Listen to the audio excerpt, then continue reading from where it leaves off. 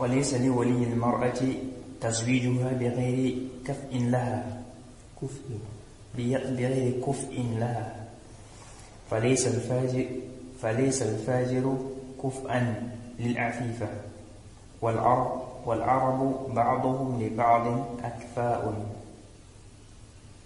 Le cheikh dit ici que le tuteur de la femme n'a pas le droit de la marier à quelqu'un qui n'a pas le même niveau qu'elle. Ce n'est pas son égal. Bon, ici, le cheikh n'a pas vraiment détaillé. Même si, il a donné un exemple ici. Il dit ainsi, le pervers n'est pas digne d'une femme chaste. Il n'est pas digne d'une femme chaste. Donc, le tuteur ne doit pas, si sa fille est chaste, elle est pieuse, il ne doit pas donner sa fille en mariage, n'est-ce pas, à un pervers. Quelqu'un par exemple qui délaisse sa prière, quelqu'un par exemple qui ment, quelqu'un par exemple, il vole, c'est un voleur, il ne doit pas donner quelqu'un comme ça à sa fille. Et sa fille aussi ne doit pas s'opposer. Parce qu'il y a des sœurs comme ça. Non, le papa ne veut pas. Mais pourquoi le papa ne veut pas? Quand on regarde, il est en droit de refuser. Parce que l'homme là, c'est un pervers. Il délaisse sa prière. Ou bien c'est quelqu'un qui vole, il est connu pour voler. Quelqu'un qui travaille dans le riba. Le riba, ça fait partie des grands péchés. Il travaille dans le riba, il consomme le riba. Donc le papa dit, je ne peux pas te donner quelqu'un comme ça en mariage. Même s'il a les voitures, l'argent, mais c'est quelqu'un qui consomme le riba. Le riba, c'est haram, ça fait partie des grands péchés. Ensuite, le cheikh a dit, les Arabes sont égaux. Les Arabes sont égaux, donc entre eux. C'est-à-dire que si on a par exemple un Arabe il fait partie des Quraysh, et on a un autre Arabe qui est d'une autre tribu, ils sont égaux en fait. Bon, cette question de l'égalité, il y a un grand débat entre les savants par rapport à cela. D'abord, qu'est-ce qui est visé ici? L'égalité ici, on a l'égalité, n'est-ce pas, au niveau de la religion et le comportement. Ça c'est un, l'égalité au niveau de la religion et le comportement. On a l'égalité au niveau de, comment on appelle ça? La lignée. La lignée, donc la tribu, l'ethnie, tout ça. Ça aussi, ça rentre dans ce qu'on appelle l'égalité. Maintenant, qu'est-ce qu'on doit prendre en considération quand on parle d'égalité? Ce qui est sahih, c'est qu'on prend en considération la religion et le comportement. Ça veut dire quoi? Si ta fille est une fille qui est sur la sunna, sa religion, vraiment c'est, voilà, masha'Allah, c'est bien. Elle a un bon comportement. Et bien ici, là, tu dois chercher un homme qui a aussi la religion et qui a un bon comportement. Donc, on prend ça en compte. Quant à la tribu, la lignée, la filiation, ça là, à la sahih, on ne prend pas ça en compte. On ne prend pas ça en compte. C'est-à-dire, quand je dis on ne prend pas ça en compte, c'est-à-dire que ce n'est pas quelque chose qu'on doit prendre pour, n'est-ce pas, on ne doit pas mettre ça comme une condition en fait, dans le mariage. Mais ça ne veut pas dire qu'on ne peut pas regarder ça. Ça ne veut pas dire qu'on ne peut pas se baser sur ça. Ça veut dire quoi?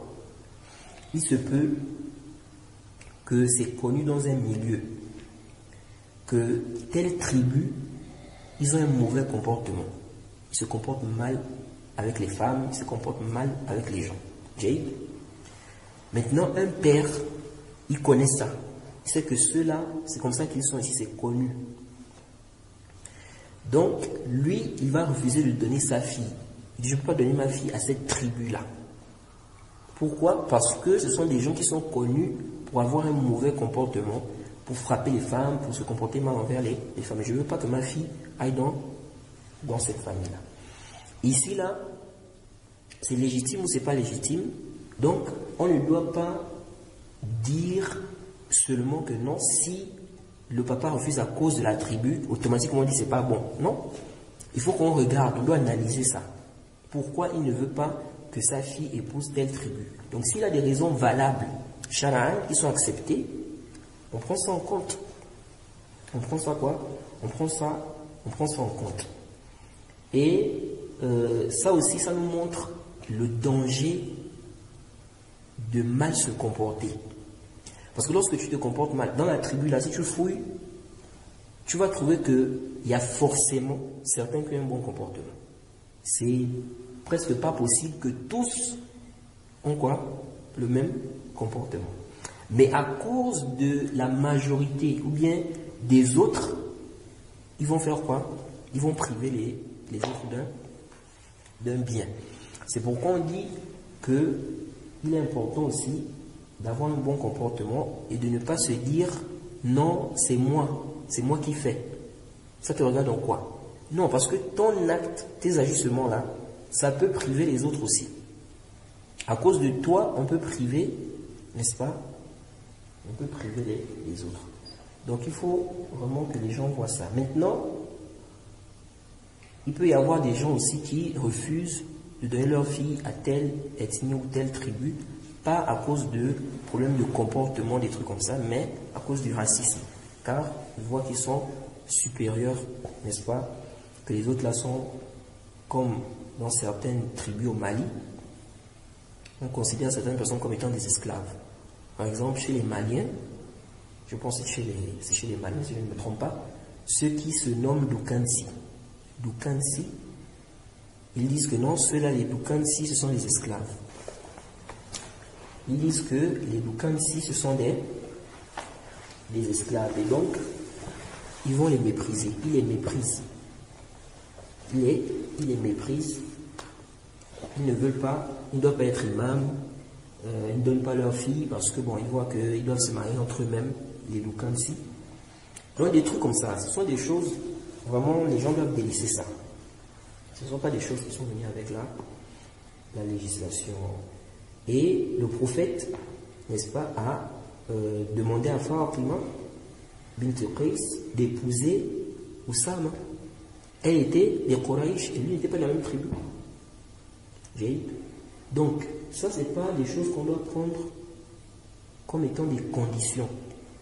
Nous disons, si la personne a une bonne religion, si la personne a une bonne pratique, bien on va dire, si la personne a la piété, un bon comportement, ici là, il faut marier, n'est-ce pas, cette personne. Il faut donner, n'est-ce pas, l'enfant, bien, il faut donner la fille à cette personne.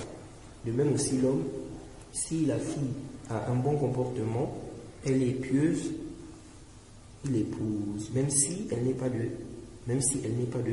sa tribu. Donc il ne va pas regarder cela. Donc il y a certains savants qui ont dit qu'on prend cela en compte. Donc le cheikh ici dit, les Arabes sont quoi? Ils sont égaux entre eux. Donc ça c'est une position de certains savants. Ils voient en fait que tu ne vas pas donner en mariage l'arabe à celui qui n'est pas arabe. Et ils se sont basés sur des textes en réalité qui ne sont pas authentiques. Il y a un hadith où on dit les arabes sont égaux entre eux. Là c'est inventé. Donc ils se sont basés sur des textes faibles stipulant que les arabes sont égaux entre eux. Donc pour eux il faut marier les arabes entre eux. Et il y en a qui ont ces conceptions-là, même ici. Ils ont toujours ces conceptions-là que non, tu ne peux pas donner ta fille qui est arabe à quoi? À un non-arabe.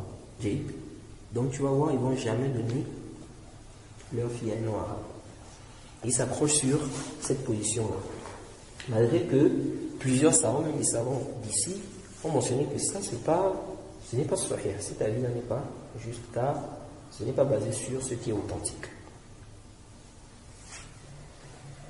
Et des choses comme ça peut faciliter, comment dirais-je, le Tribalisme. hein? Tribalisme. Voilà, le tribalisme. Ça c'est dangereux. Allah nous en préserve. Le cheikh a dit ensuite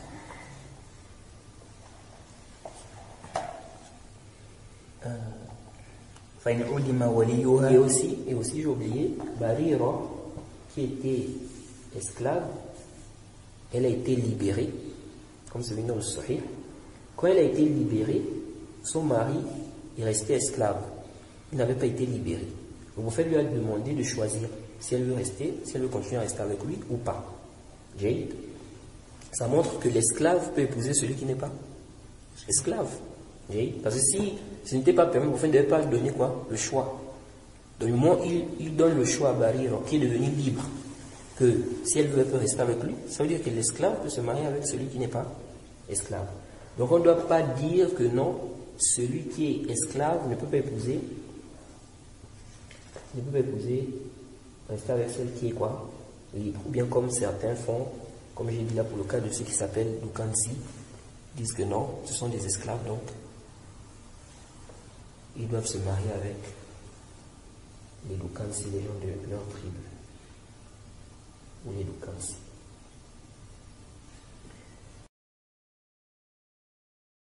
Et quiconque fait scission d'avec le messager, après que le droit chemin lui est apparu, et suit un sentier autre que celui des croyants, alors nous le laisserons comme il s'est détourné, et le brûlerons dans l'enfer. Et quelle mauvaise destination!